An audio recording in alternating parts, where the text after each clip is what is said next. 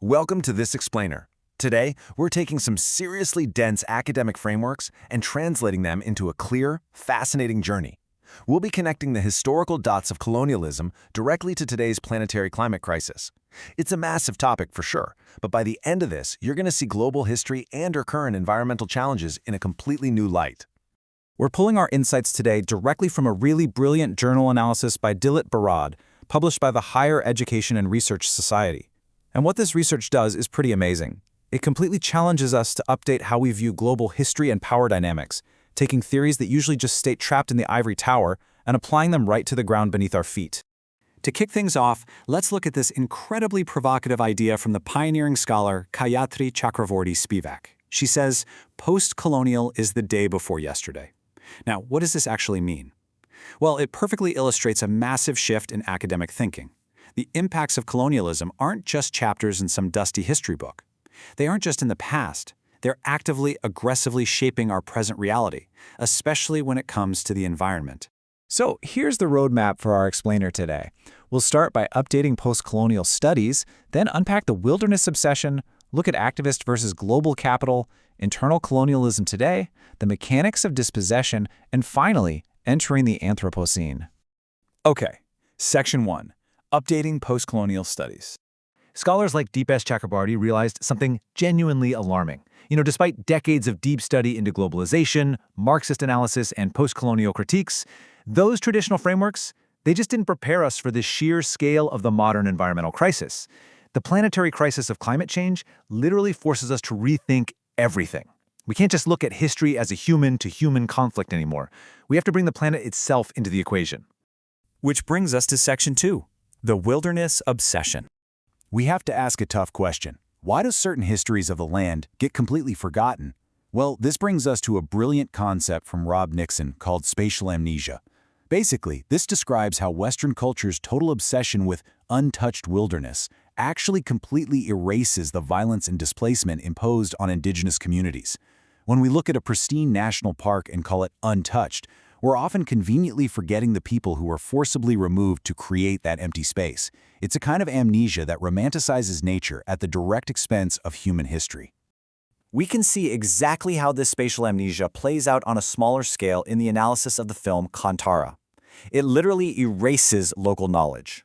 On one side, you've got the official expert knowledge. Think of a forest guard enforcing strict government regulations. But on the flip side, you have the deep, lived experience of a village elder, completely steeped in decades of ritual and connection to the land. And that experience is often just dismissed as mere superstition. Official records routinely prioritize the former and completely erase the latter. Moving right along to Section 3, activists versus global capital. So what happens when these deeply rooted yet erased communities actually push back against modern corporate power? A really powerful, albeit tragic example is the Nigerian writer Ken Saro-Wiwa.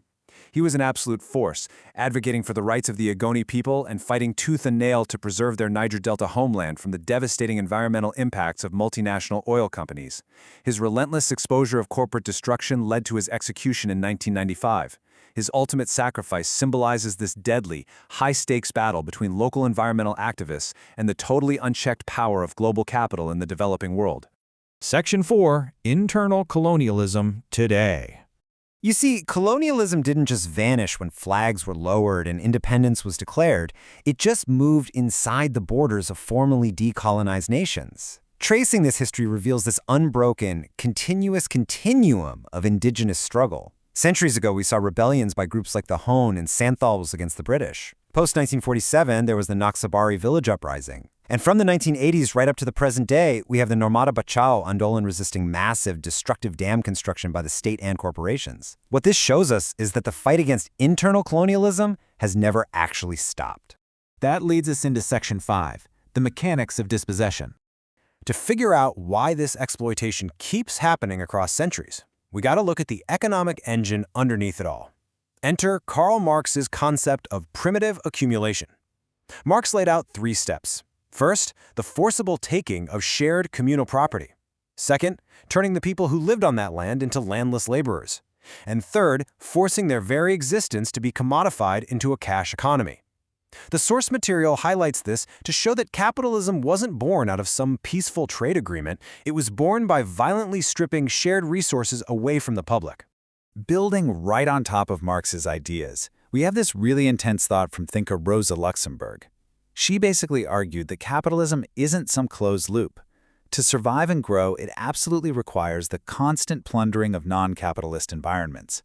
It has to constantly reach outside itself, ransacking the whole world, as she puts it, to seize new resources and labor, sometimes by brute force.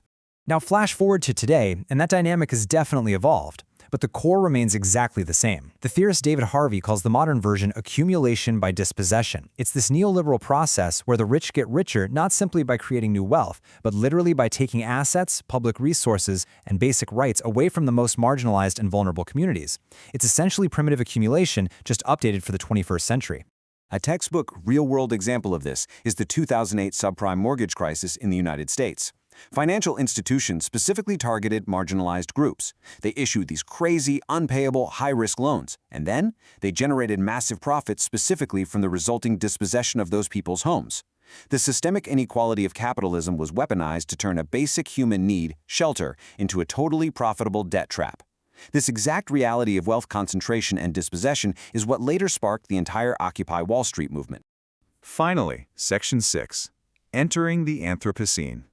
Let's zoom all the way out, past the borders, past the capital, straight to the planetary scale.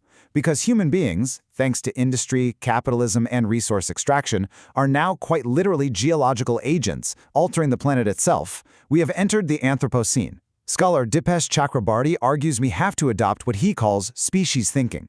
This is a massive radical shift.